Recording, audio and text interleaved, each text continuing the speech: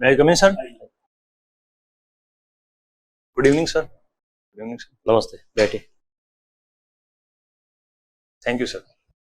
अपनी शिक्षा के बारे में कुछ बताएं, कहाँ कहाँ से आपने एजुकेशन ली है? सर मैंने अपनी स्कूलिंग अपने गांव से ही कंप्लीट की और उसके बाद में मैंने महाराजा गंगा सिंह विश्वविद्यालय के श्री डूंगर कॉलेज से history, Hindi and political science subject से मैंने अपनी ग्रेजुएशन बीए कंप्लीट की। उसके बाद में मैंने बीएड किया। महाराजा गंगा सिंह जी का अंतर्राष्ट्रीय स्तर पर क्या क्या योगदान रहे हैं? इंटरनेशनल लेवल पर वो कहाँ कहाँ देखे जाते हैं? जी, उन्होंने 1919 की जो संधियां हुई थी उसके अंदर भाग लिया था। इसके अलावा जो गोलमेज सम्मेलन हुए थे उसके अंदर भी उन्होंने भाग लिया था और देशी रियासतों के जो मुद्दे थे उनसे ब्रिटिश सरकार को अवगत करवाया था। विश्व युद्ध के साथ बीकानेर का कुछ संबंध है क्या? कोई यहाँ की सैन्य टुकड़ी वगैरह कुछ गई थी? जी सर, यहाँ की द्वितीय विश्व युद्ध के दौरान यहाँ से एक टुकड़ी गई थी, कैमल कॉर गई थी, लेकिन इसके बारे में विस्तृत जानकारी सर मुझे। ठीक है, आपने अपना ग्रेजुएशन किया है history, Hindi literature, political science के अंदर। हिस्ट्री की अगर हम बात करें तो अशोक को काफ़ी यूँ सम्मानपूर्वक दृष्टि से देखा जाता है, हालांकि हम देखते हैं कि उसने इतनी हिंसा करी, लाखों लोगों को मारा, फिर भी ऐसी क्या बात है कि उसे एक अच्छा शासक बताया जाता है? सर उस समय युद्ध को एकमात्र विकल्प के रूप में माना जाता था। शांत कि विजय का एकमात्र विकल्प युद्ध ही माना था, लेकिन उन्होंने युद्ध के विकल्प के रूप में शांति को चुना था और अपना एक दम करके एक कॉन्सेप्ट दिया था जिसके तहत प्रजाजन सुखी और शांति से रह सकती थी और वही मूल्य आज तक हमारी संस्कृति में विद्यमान है। इसीलिए हम बुद्ध को, अशोक को अच्छे शासक के रूप में याद करते हैं। ठीक है, हम 6वीं 7वीं 5वीं शताब्दी जो उस समय बीसी वाला जो दौर था उस दौरान देखते हैं दुनिया भर के अंदर अलग अलग तरह के धर्मों का उदय होता है। इवन भारत में भी कई धार्मिक संप्रदायों का उदय हुआ। ऐसा क्या था उस दौर के अंदर जो इतने नए नए तरह के धार्मिक जो पंथों का इनका विकास हुआ? सर उस दौर को हम प्रथम धार्मिक सुधार आंदोलन कह सकते हैं, क्योंकि सर उस समय जो हमारा सनातन और वैदिक धर्म था वो कई रूढ़ियों और पाखंडों से भर गया था। आम आदमी के लिए धर्म का पालन करना बहुत कठिन हो गया था। इसीलिए ऐसा माना जाता है कि उस समय लगभग 62 के आसपास धर्मों का उदय हुआ था, जिसमें 2 या 3 धर्म बहुत ज्यादा पॉपुलर हुए थे और जिन्होंने लोगों को सरल और नवीन भक्ति के मार्ग पर अग्रसर किया था। 3 टर्म्स होते हैं, एक होता है धर्म, एक होता है पंथ, एक होता है संप्रदाय। इन तीनों के बीच में आप क्या डिफरेंसेस देखते हैं? सर यदि हम भारतीय परिप्रेक्ष्य में बात करें तो धर्म का अर्थ कर्तव्य से लिया गया है और पंथ को सर मार्ग से संबोधित किया गया, जो मुख्य रूप से धर्म के पालन की दिशा में ऐसा माना जा सकता है। और संप्रदाय को भी सर धर्म जैसा सिमिलर कॉन्सेप्ट ही है, लेकिन ये साधना पद्धति से रिलेटेड ज्यादा है और ये धर्म की तुलना में संकुचित है। ठीक है, मेरा लास्ट क्वेश्चन आपसे, आपने हिस्ट्री काफ़ी डिटेल में पढ़ी, इवन बीएड में भी आपने हिस्ट्री वगैरह पढ़ी है, तो इस इतिहास के अंदर ऐसे कौन कौन से लोग या ऐसी कौन कौन सी घटनाएं हैं जिन्हें वाकई वो महत्व नहीं मिला जो मिलना चाहिए था? सर सबसे पहले तो मैं हमारे क्रांतिकारी आंदोलन, जो हमारे क्रांतिकारी है उनको पैरेलल जो हमारी शांति की जो धारा थी उनकी तुलना में उतना योगदान नहीं मिला। इसके हमारे जनजातीय जो आंदोलन हुए थे उनको उतना सम्मान। ठीक है, थैंक यू सर। आप बीकानेर डिस्ट्रिक्ट से हैं? जी सर। जैसा कि आपका यूनिवर्सिटी का नाम भी गंगा सिंह जी है, गंगा सिंह जी का किसानों को लेकर क्या वर्तमान में कोई ऐसा कोई संदर्भ है जिसके लिए इनको जाना जाता है? जी सर, उन्होंने किसानों के लिए एक गंग नहर करके उस समय से निकलकर आगे की सोच रखते हुए गंग नहर का निर्माण करवाया था। पर इनके क्षेत्र में किसान आंदोलन भी हुए थे, उसका एक कारण था आम्बियाना करके उन्होंने कर लगाया। अच्छा, ये जो इस क्षेत्र में बीकानेर में जो आईजीएनपी है वर्तमान में जो, उसकी प्रमुख समस्याएं क्या देखने को मिलती है? सर एक तो सेम की समस्या इसमें आती है, दूसरा सर नहरबंदी के समय आईजीएनपी से जो पेयजल उपलब्ध करवाया जाता है, विशेष रूप से बीकानेर शहर के आसपास के क्षेत्रों को, सर उसमें नहरबंदी के समय 2 महीने के आसपास सर पानी की सप्लाई रुक जाती है। तो काफी। अच्छा, सेम की समस्या क्या है? सेम की समस्या सर नहरी क्षेत्र के आसपास जो भूगर्भ के अंदर जो चट्टान है सर वो काफी कठोर है और पानी भूगर्भ में नहीं जा पाता और इसकी वजह से जो भूमि है सर वो आर्द्रित हो जाती है, वहां पर लवणीयता की समस्या आ जाती है और एक समय के बाद में वो बंजर भी हो जाती है। अच्छा, बीकानेर क्षेत्र मुख्यतः राजस्थान के जो फिजिकल डिवीजन भौतिक प्रदेश बटे हुए हैं उसमें बीकानेर को किस में रखा जाता है? पश्चिमी मरुस्थलीय क्षेत्र के अंदर रखा गया था। पश्चिमी मरुस्थल में बीकानेर वाले क्षेत्रों में अभी फिलहाल अवैध खनन की जो है खबरें भी न्यूज़पेपर में काफी अधिक रहती है। जी सर। कौन से खनिज का यहाँ अवैध खनन अधिक हो रहा है? सर बीकानेर में मुख्य बजरी जो है उसका अवैध खनन और उस पर लगातार कार्यवाहियां हो रही है। इसके अलावा बीकानेर में सर जो चाइना क्ले है वो भी मिलता है, और जो लीज पर जो खाने उन्हें मिली है उससे ज्यादा खनन का कार्य हो रहा है।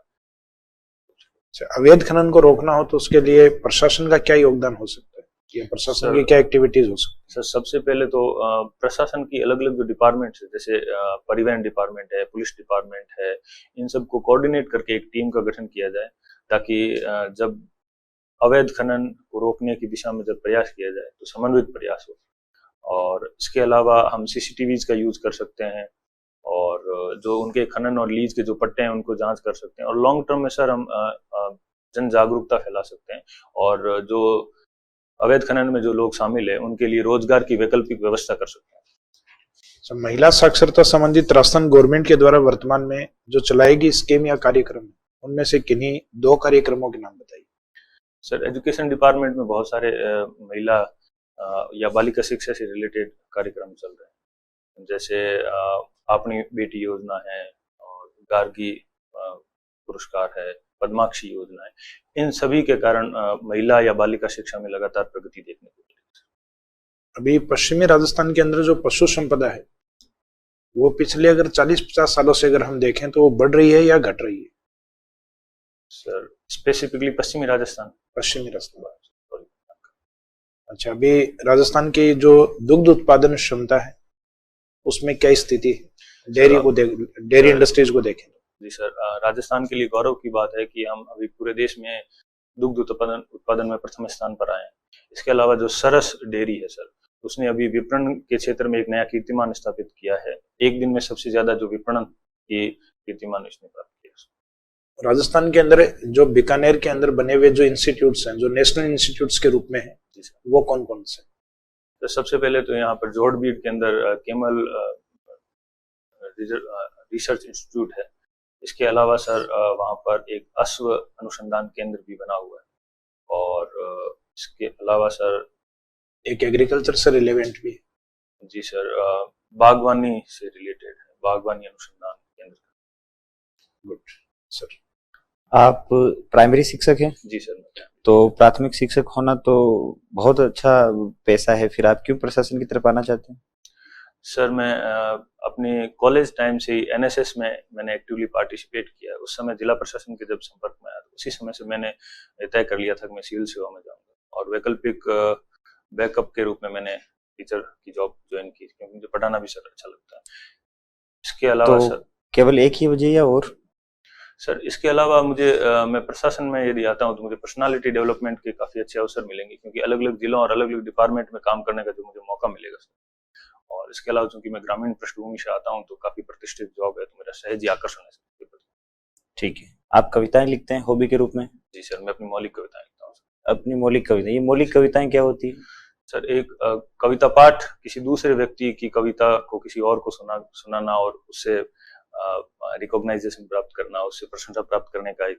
लेकिन सर कुछ लोग खुद की कविताएं लिखते हैं तो उसमें ज्यादा आत्मसंतोष, आत्मसुख मिलता है, तो मैं खुद ही लिखता हूँ। तो जो कवि दूसरों की कविताएं सुनाते हैं, ऐसे कवियों को कवि कहा जाता है? उसको सर कवि तो नहीं कहा जाता। कोई बात नहीं, फिर आपने अपनी कोई मौलिक कविता सुनाओ देखे। सर हाल ही में मैंने एक समसामयिक मुद्दे के ऊपर कविता लिखी है सर। जो पेरिस जलवायु समझौता है सर, उसकी जो पुनर्बहाली हुई थी बाइडेन सर आने के बाद में, क्योंकि ट्रंप ने कह दिया था कि जलवायु परिवर्तन जैसा कोई कॉन्सेप्ट है ही नहीं। ठीक है, उसी पर मैंने लिखी है सर। बताओ। फूल है फिर खिला जो पेरिस के पास में, ध्रुवों के राश में, तटीय त्रास में, प्रलय आभास में, विश्व विनाश में, तप्त आकाश में, सूखे की प्यास में, ऋतु प्रवास में, इस बद हवास में, पश्चिम की प्यास में, पूरब की आस में, अंध विकास में, ग्रेटा हताश में, कोप कयास में, क्योटो के कास में, पंचामृत खास में, पावन प्रयास में, जीवन जिज्ञास में, नूतन न्यास में, ट्रंप निकास में, बाइडेन की आस में, न ऊर्जा एहसास में, फूल है फिर खिला जो पेरिस के पास में, वो पेरिस के पास में, हाँ पेरिस के पास में। बहुत बढ़िया। आपने कौन से छंद का प्रयोग किया इसमें? सर इसमें मैंने ये मुक्तक के रूप में है। और मुक्तक तो नहीं लग रही? सर क्योंकि ये आपने तुक अनुप्रास बिड़ाई अलंकार जैसा हो सकता है, अनुप्रास अलंकार। तुकबंदी है सर।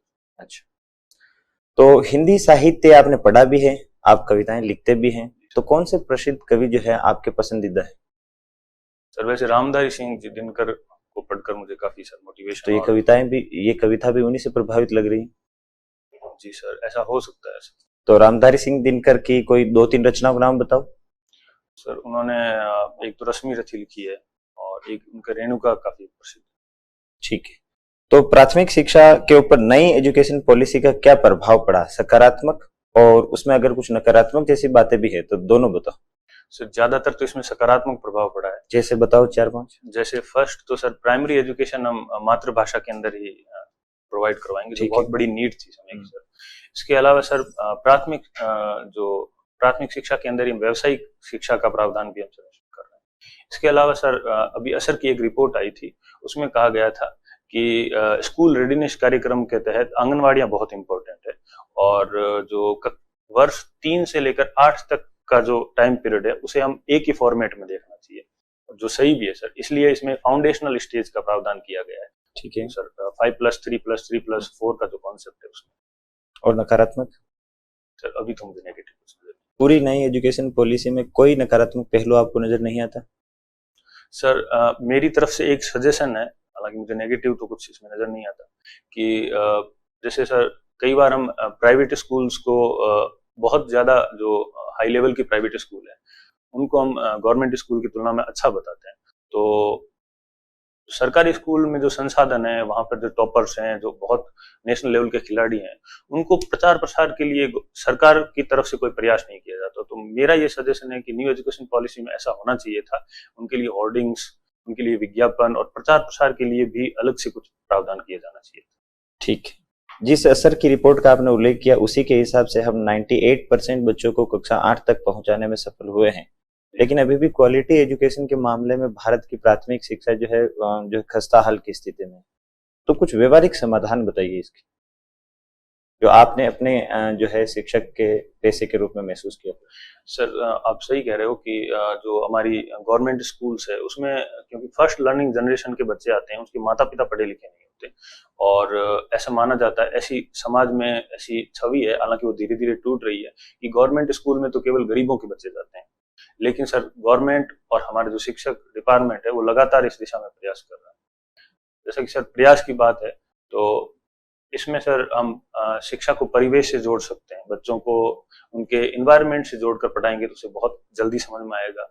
और जो रिटर्न सिस्टम है सर, उसके बजाय मुझे लगता है कि सर हम समझने पर ज्यादा कॉन्सेप्ट ध्यान देंगे और सर एक्टिविटी बेस्ड लर्निंग करवाएंगे बच्चों को। केवल और याद करना, जैसे पहाड़े पढ़ा दिए जाते हैं केवल, उसके बजाय हम पहाड़े भी उन्हें एक्टिविटी से समझाएं। जैसे हमारे स्कूल के अंदर सर टाइल्स लगी हुई है, तो उन टाइल्स को गिन करके वैसे बताया जा सकता है। बहुत सारे तरीके हो। ठीक है, मेरा लास्ट सवाल है एक केवल, आपने अपनी कमजोरियों में लिख रखा है कि कई बार आप अतिरिक्त सलाह, ये क्या है, लेते हैं अतिरिक्त सलाह या देते हैं? सर चूंकि मैं शिक्षक भी हूँ और घर में बड़ा भी हूँ, सबसे बड़ा भी हूँ, तो मेरी एक आदत है कि मैं कभी कभी और सजेशी हो जाता हूँ, मुझे साथ में महसूस भी हो जाता है कि यानी आप अतिरिक्त सलाहें देते हैं? जी सर। ठीक है सर। एक आपकी जहाँ स्कूल है वहाँ एक व्यक्ति हैं जो बाहर रहते हैं और अच्छे व्यापारी हैं, वो चाहते हैं कि उनके दादाजी के नाम पे स्कूल हो जाए सरकारी। उनको क्या काम करना पड़ेगा, कितने पैसे तक का काम करना पड़ेगा जिससे कि उनके दादाजी के नाम पे स्कूल? सर इसके बारे में मुझे एग्जैक्ट नॉलेज तो नहीं है, आप कहें तो मैं गैस लगा बिल्कुल कर सकता हूँ। उनको गवर्नमेंट से एक प्रस्ताव पारित करवाना पड़ेगा और गवर्नमेंट के जो रूल्स एंड रेगुलेशन है उसके अकॉर्डिंग या तो जमीन अलॉट करनी होगी या फिर कुछ पैसे जमा करवाने। ठीक है, भामाशाह सम्मान के तौर पर किस किस तरह की उपाधि दी जाती है शिक्षा विभाग में? सर उसमें अभी हाल ही में एक संशोधन हुआ है कि उसमें 3 कैटेगरी अभी रखी गई है और 30 लाख की रेंज मिनिमम सेट की गई है। एग्जैक्ट क्लियरली रिकॉल नहीं कर पा रहा हूँ सर मैं, लेकिन इतना ही याद आ पा। एक ऐसे शिक्षक राजस्थान के जिनका प्रधानमंत्री ने ब्रिटेन में जिक्र किया, आप नाम जानते हैं उनका? Sorry sir. ठीक है, शाला दर्पण कब से शुरू हुआ आपके विभाग? शाला दर्पण सर 2015 में शुरू हुआ था और 2018 में उसका शाला दर्शन के साथ उनका एकीकरण कर दिया। ठीक है, धर्म का राज्य और समाज से आदर्श संबंध क्या होना चाहिए? सर हमारे यहाँ जो कॉन्सेप्ट है सर्वधर्म समभाव, हमारे यहाँ हम एक आदर्श की बात करें। सर धर्म को सर राज्य व्यक्ति मतलब धर्म को नितांत रूप से व्यक्ति स्तर का मैटर होना चाहिए और राज्य सभी धर्मों को समान रूप से प्रोत्साहन देने की नीति है। ठीक है, क्या कविता लिखना सिखाया जा सकता है? सर ऐसी कोशिश की जा सकती है। ऐसा माना जाता है कि यदि ये चीज नेचुरल है तो ज्यादा क्वालिटी वाली होगी। ठीक है, इस बार ज्ञानपीठ पुरस्कार में क्या कविता लेखन में किसी को पुरस्कार मिला है किसी भाषा में? सॉरी इसके बाद राजस्थान साहित्य अकादमी का सर्वोच्च साहित्य पुरस्कार कौन सा है? सर मीरा पुरस्कार। मीरा पुरस्कार। राजस्थान साहित्य अकादमी का मुख्यालय है कहाँ? उदयपुर। ठीक है, मिशन स्टार्ट क्या है? सर हाल ही में ये राजस्थान शिक्षा विभाग के द्वारा जो गवर्नमेंट स्कूल्स हैं उनके में शुरू किया गया है। कक्षा 9 से 12 तक जो बच्चे हैं उनको ई मोड में पढ़ाने का ये एक राजस्थान सरकार का एजुकेशन डिपार्टमेंट का नवाचारी पहल है। ई मोड में कैसे पढ़ाएंगे मतलब? सर इसमें किसी शिक्षक के अभाव में पढ़ाएंगे? जी सर। अच्छा जी सर। ठीक है, ऑनलाइन पढ़ाई की बहुत आलोचना होती है सामान्य तौर पर, फिर राजस्थान सरकार इतना क्यों प्रोत्साहित कर रही है इसको कि मिशन स्टार्ट भी चला रही है, स्कूल आफ्टर स्कूल भी चला रही है, क्या वजह है? सर ये जो कोरोना काल के अंदर जो मेन एजुकेशन थी, कक्षा कक्षीय जो शिक्षण था सर वो पूरी तरह बाधित हो गया था। तो वो कहते हैं सर आपदाई अवसर बनती है, तो राजस्थान सरकार ने जो वैकल्पिक जो ई मोड में एजुकेशन है उसको शुरू किया गया था। क्योंकि आपने जो स्टार्ट जो मिशन है सर उसके तहत राजस्थान सरकार ने ई ज्ञान करके यूट्यूब की कक्षाएं शुरू की है। वो इसलिए शुरू की है क्योंकि सर बहुत बार दूरस्थ क्षेत्र के अंदर शिक्षक नहीं होते और बहुत बार शिक्षक आते आते ही कई बार अनुपस्थित भी होते हैं। ठीक है, उस स्थिति में बच्चों मिड डे मील जो योजना है वो राज्य सरकार की है या केंद्र सरकार की? सर वो केंद्र सरकार। ठीक है, इसका नाम बदला गया? जी सर, पीएम पोषण योजना। ठीक है सर। क्या हम तीसरे विश्व युद्ध की ओर जा रहे हैं? आपको क्या लगता है? सर